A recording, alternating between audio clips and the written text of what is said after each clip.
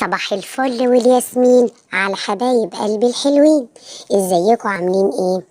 يا رب دايما تكونوا بخير وصحة وسعادة. ما تنسونيش بلايك وشير وسبسكرايب للقناة علشان يوصلكوا كل جديد. حابة اقول لكم ان ما شاء الله دفعة البيور، بط البيور اللي كنت جايباها ما شاء الله انا ذبحتها. ناس كتيرة طبعا بعتت لي واشترت منهم، ولله الحمد كل الناس عجبها طعم البط.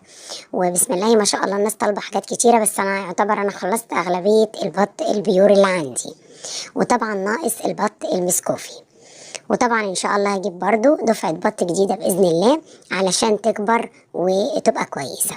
المشروع ده كويس لو انتي حابة تعملي اي مشروع بيتي، هاتيلك بس حتى 5 بطات وابدأي اكلي فيهم، ان شاء الله انتي حتى هتاكلي منهم.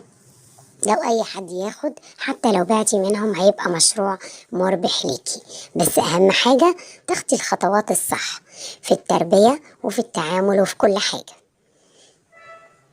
طبعا ده بالنسبة لمين؟ يعني انا حتى لما بعت البط بسم الله ما شاء الله اللي خدت واحدة رجعت خدت 2 كمان، في واحدة منهم ما شاء الله واخدة حوالي 4 لوحدها.